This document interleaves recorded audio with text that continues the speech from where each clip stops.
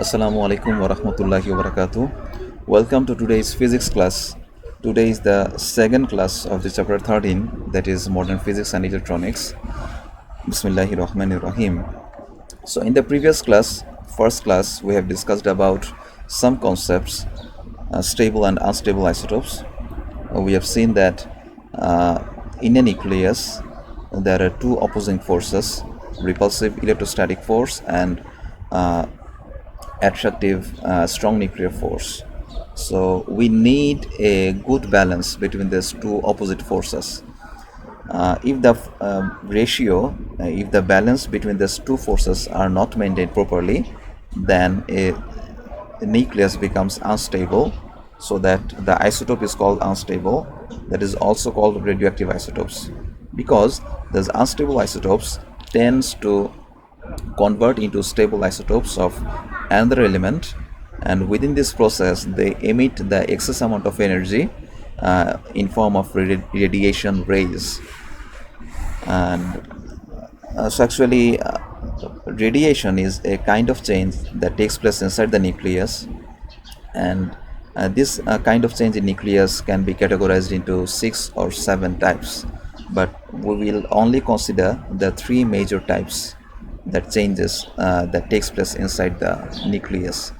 So these 3 types of changes are called alpha decay, beta decay and gamma decay, and from these 3 types of decay 3 types of rays are produced. And while we were studying about alpha decay, we came across a term, that is phosphorescence, on zinc sulfide screen. That means some chemicals have the property to absorb the visible light energy and then emit a low intensity of light at the dark for several hours. Zinc sulfide, strontium, aluminate, some chemicals have such property of phosphorescence.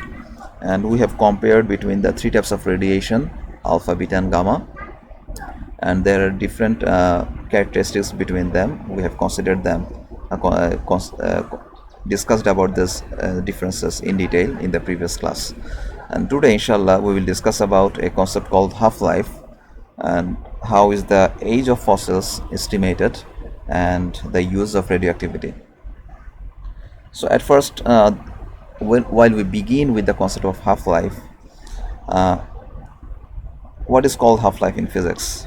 There is a game you might know, FPS game, first person shooting game. You can find it in YouTube, but I'm not talking about it.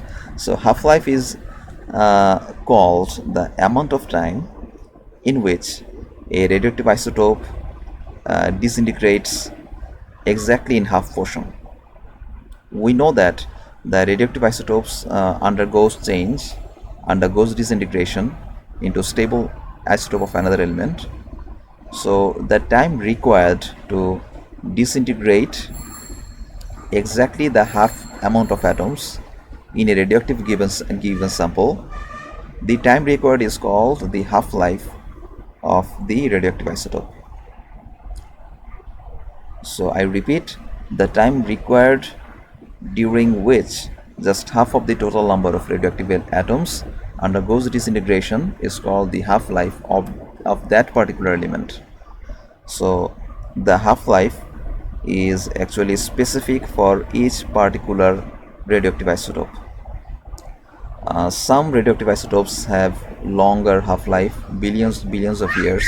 For example, isotopes of uranium, it has a half-life of several billion years, while the half-life of radon is about 3 days. And the half-life of the highly radioactive isotopes, like the atom number 118 or 117, they might have probably milliseconds of half-life.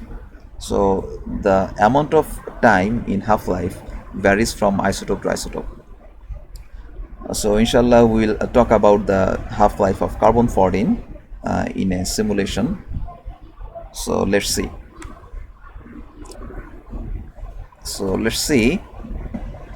And in the simulation we have been provided with about thousands of carbon-14 atoms, and these carbon-14 atoms are colored in red and they undergoes disintegration to produce blue colored nitrogen 14. So if we start the time, we see that the amount of carbon 14 atoms is decreasing and the number of nitrogen 14 atoms are increasing, and the graph shows that the decreasing amount of carbon 14 and the increasing amount of nitrogen 14. So we see that exactly there is 50% amount of carbon 14 and 50% nitrogen 14 at the 5740 years. So when we take a carbon 14 sample, and exactly after 5740 years later, we see that half portion remains and half portion converted into nitrogen. So we can say this example for uranium also. Uranium 238. Here you see that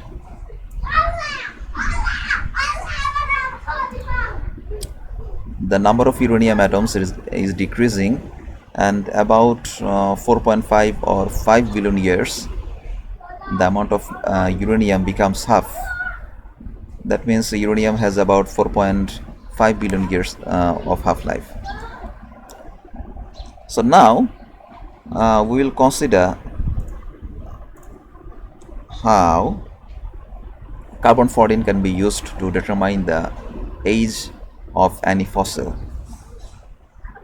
Let's start with the example of a plant. So we know that in our atmosphere and in all living organisms, it contains a small amount of carbon 14 inside its body, and scientists know what is the amount of carbon 14 or what is the percentage of carbon 14 present inside a living organism. So if we plant a tree, we have taken a plant and the plant is growing.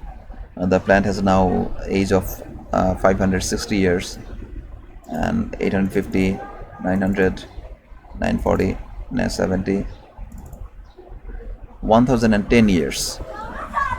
So this plant contains 100% of carbon 14 that it should consist. So the amount of carbon 14 it should contain, it contains 100% of it, because it is constantly absorbing carbon 14, carbon dioxide from the atmosphere. So it has a constant amount of carbon 14 in its body. But when we kill the tree, when the tree dies, the tree is killed now, so the plant has stopped absorbing the carbon 14 from the atmosphere, because that is no longer living and it cannot absorb carbon 14 from the atmosphere. So what happens, the stored carbon 14 inside its body is now disintegrating into nitrogen 14. So we see that the amount of carbon 14 is not 100% now, it has a 95.5. When the time was 110 years, now there is 1400 years, so about 390 years has gone, and within these 390 years a small amount of carbon 14 has been disintegrated. So we will see that just exactly after 5740 years, that means at the year of 6740 years, we will see that there is only 50% carbon 14 remaining.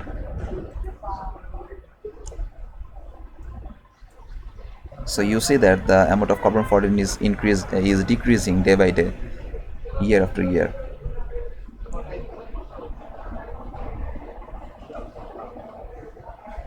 So we will see that when there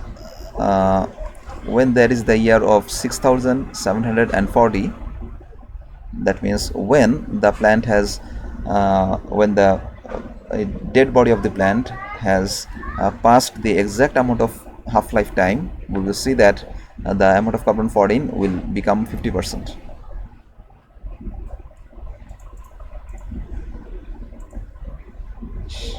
So you see that that is 6,810 years. We have skipped only 40 years.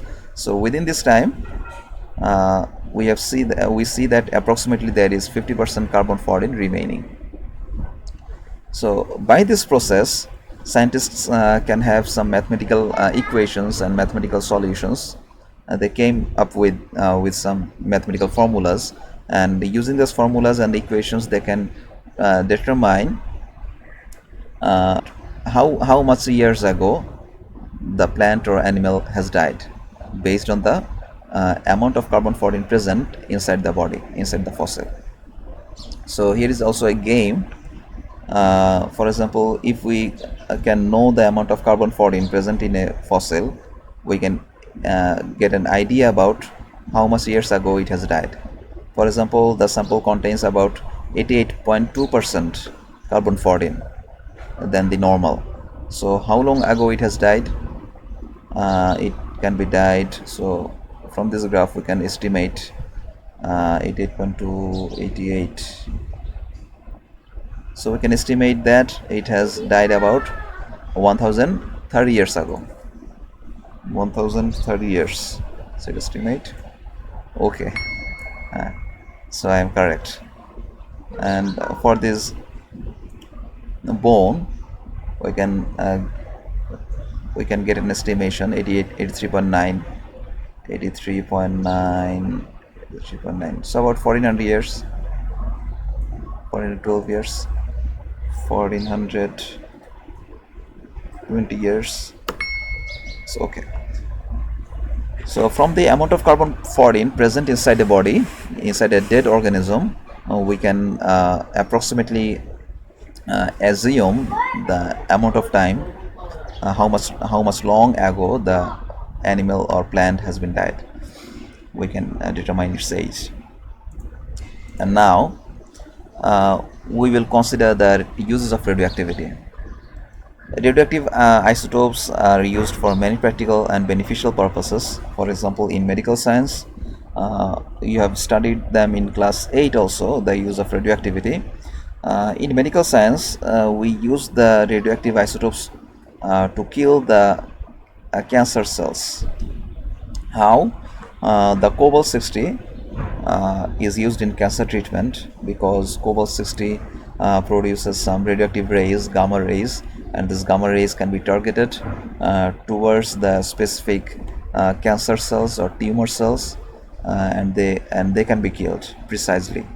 So that we precisely apply the radioactive rays over it, so that the cancer cells are killed or damaged, but the healthy cells are not damaged. So you have to take precaution during this process. And iodine 131 is used for thyroid treatment, and phosphorus 32 is used for leukemia treatment. So in radiotherapy, we use these radioactive isotopes. Different suitable radioactive isotopes are used. And in agriculture, to produce high yielding variety crops, scientists or breeders uses different radioactive rays and apply these radioactive rays over different crop varieties, crop plants, so that it changes the DNA and causes mutation inside the body of plant, so that most of the plants gets died, gets alternated. They have different consequences, bad characteristics, but among 1000 or several hundred plants, we will see that some of the plants will have beneficial mutation. For example, they have a large inflorescence, or they are taller in size, or any other. So scientists check for any kind of beneficial mutation taken place over this large sample of plant, and they sort these plants out which have good beneficial mutations, and they further cultivate them, and after them they release a new variety of plant or crop after a testing trial, after several years or after several decades. So in agriculture, we use radioactive isotopes to apply radiotherapy over different crop plants to produce beneficial mutation and to produce beneficial characteristics on them. And in industries, we use radiation for sterilization purpose. For example, cobalt 60 is used to produce radioactive rays to sterilize different surgical instruments. And in industry, it also have many uses, for example in thickness measurement, etc., or leakage detection. To determine the age of fossils, that is called radiometric dating, we have considered an example of this in the previous simulation. So now we will also talk about some dangers of radioactivity. Radioactive is very much risky to handle, to produce, because radioactive rays causes mutation inside the DNA, and in most of the cases the mutations are harmful one, and they damages the cellular organelles, and ultimately they leads to cancer cells. And what happened to Marie Curie? Marie Curie and Pierre Curie, they were the earlier frontier scientists who worked with the radioactive properties, radioactive rays, and at that time they were not conscious about the harmful effects of radioactive rays. So at the time they didn't take enough precaution while handling with these radioactive isotopes, and after several years or after a decade, they suffered from different cancer problems. Marie Curie suffered from leukemia and died, and most of the people thinks that most of the people's scientists thinks that actually the cause of leukemia of Marie Curie was his uncautious handling of radioactive isotopes. And what happened in Hiroshima and Nagasaki when USA bombed atomic bombs over Nagasaki and Hiroshima in 1945? So what happened? The radioactive rays killed thousands of people, millions of hundreds of thousands of people instantly in these two cities. And when the radioactive substances came out from the mushroom cloud of the atomic bombs, and these radioisotopes spreaded all over the places, surrounding places, and the people suffered from different diseases. They suffered from cancer later on. So the persons who survived at this catastrophe, later on they suffered from different cancer or different kind of disorders, and they also and when they became parent of their child, and the most of the child was born at that time were mutilated, or they have some kind of disorders in their physical appearance or physical organs. They have some disorders or disproportions. So but still we have different plants, nuclear power plants running in different countries of the world, and these nuclear power plants produces different radioactive waste materials. So every material they're used in the radioactive nuclear power plants, they became radioactive after some time. So these radioactive wastes or products, they should be disposed in a safe area so that they cannot come out to the public place and cause any harm to them. So radioactive waste management is very much crucial and critical, and that is very much sensitive topic. How to deal with them, how to bury them, and or how to dispose them safely. What is the safest place on the earth to bury them? So there are many much concern about this topic. So today we have what we learned. We learned about the concept of half-life, what is called half-life, and we know that the half-life of different element and different isotopes vary greatly.